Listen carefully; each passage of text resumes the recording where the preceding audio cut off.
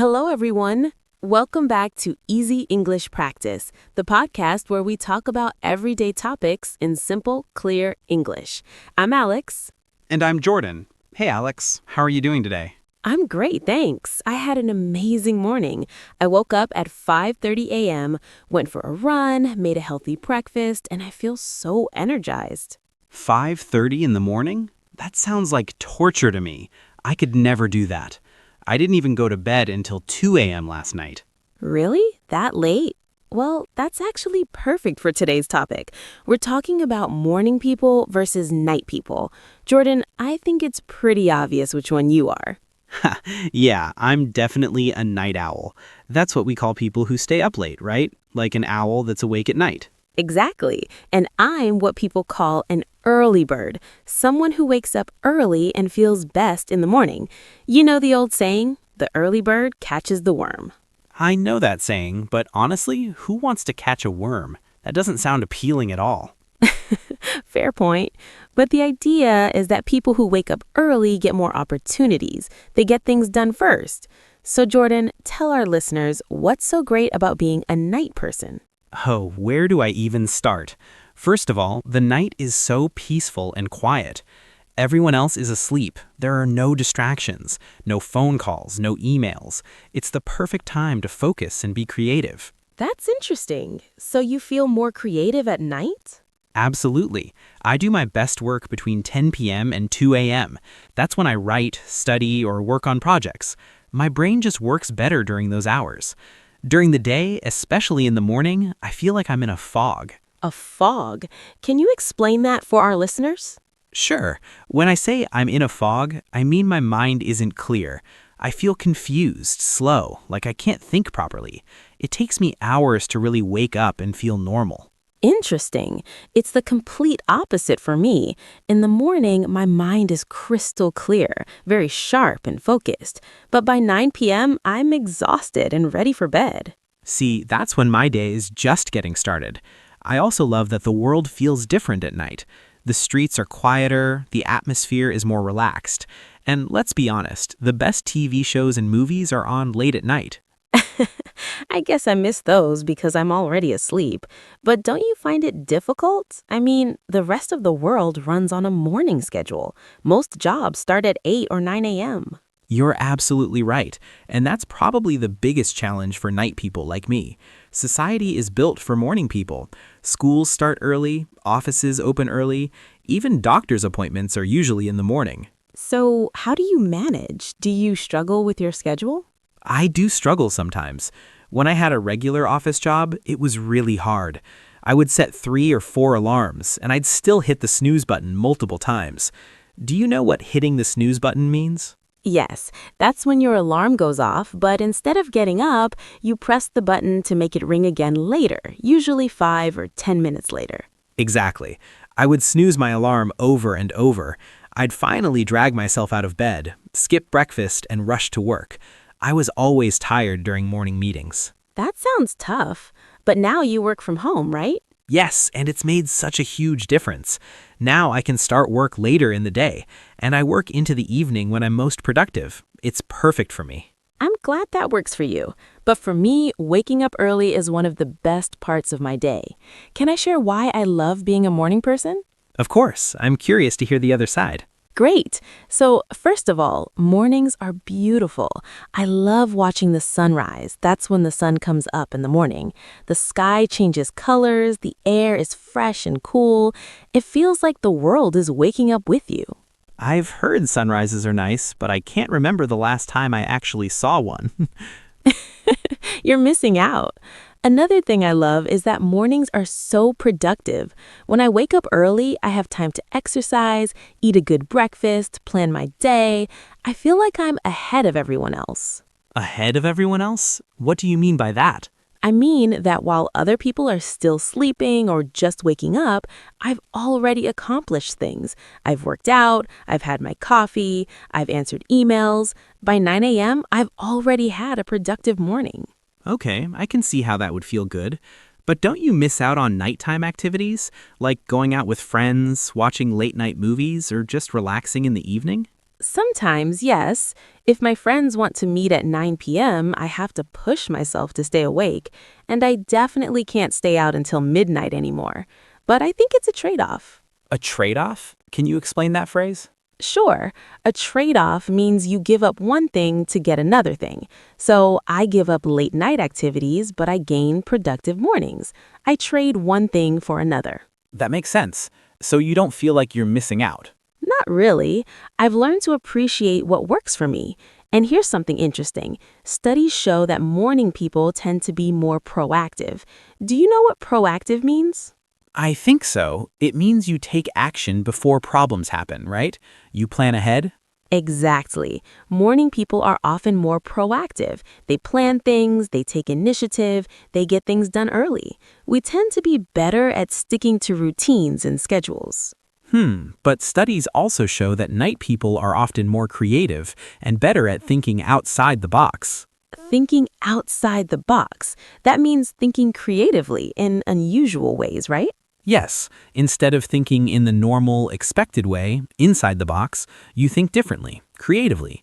Many artists, writers, and musicians are night owls. That's true. I've read about that. So maybe there's no better type, just different types that work for different people. I think that's exactly right. But Alex, I have to ask, were you always a morning person, or did you train yourself to become one? That's a great question. When I was a teenager, I was definitely more of a night person.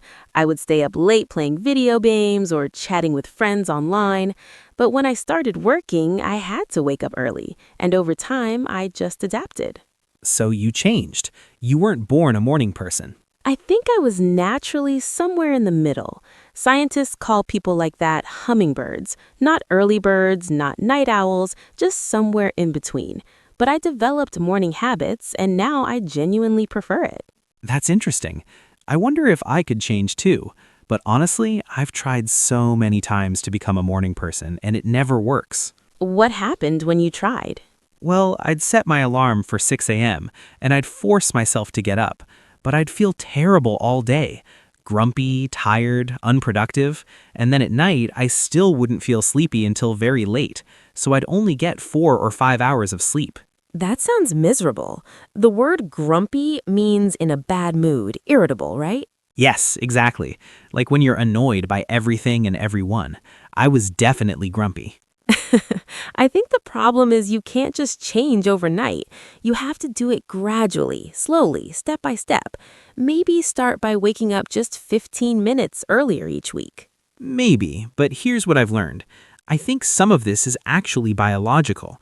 There's something called your chronotype. That's your body's natural sleep-wake pattern. Some people are genetically programmed to be night people. Really? So it's in our DNA? Yes, partly yes.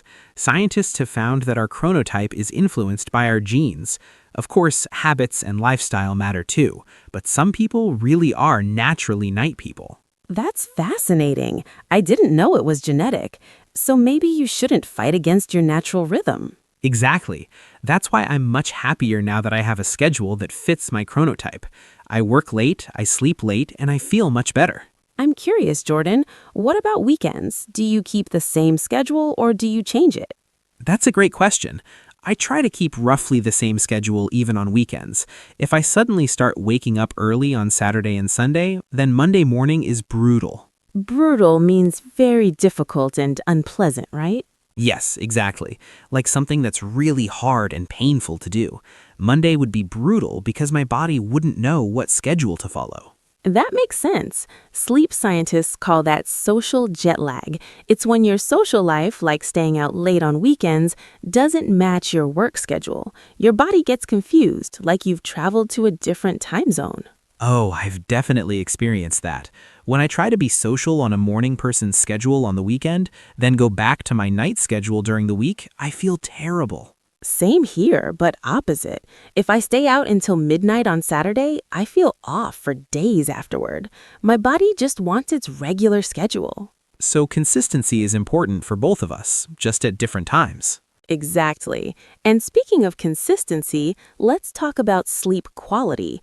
Do you think night people sleep differently than morning people? That's interesting. I think as long as you get enough hours and you sleep during your natural time, the quality should be the same. For me, sleeping from 3 a.m. to 11 a.m. feels just as good as sleeping from 10 p.m. to 6 a.m. would feel for you. Right, it's not about when you sleep, but about getting enough quality sleep during your natural time. I need about 7 to 8 hours. What about you?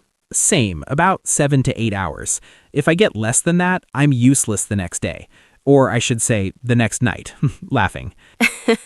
Useless means you can't function properly. You can't do things well, right? Yes, like you're not able to do anything productive or helpful. Your brain doesn't work right. I know that feeling. Even though I'm a morning person, if I don't get enough sleep, those early mornings are miserable. Sleep is so important for everyone, regardless of when you do it. I think people don't take sleep seriously enough. I completely agree. In some cultures, especially in work culture, people brag about how little sleep they get. They say things like, I only need 4 hours of sleep, like it's something to be proud of. Yes, that's so unhealthy. Bragging means talking proudly about something you've done, right? Exactly. When you brag, you talk about yourself in a boastful way, trying to impress others. But bragging about lack of sleep is really just bragging about harming your health. Absolutely. Sleep deprivation affects everything. Your memory, your immune system, your mood, your decision making. It's actually dangerous. Very true. And I think this is something both morning people and night people can agree on. No matter when you sleep, you need to get enough of it. You know, Jordan, I think this is an important message for our listeners. There's a lot of pressure in society to be a morning person. People say things like, the early bird catches the worm, or morning people are more successful. But that's not really fair, is it? No, it's not fair at all. Night people can be just as successful, just as productive. We just work on a different schedule.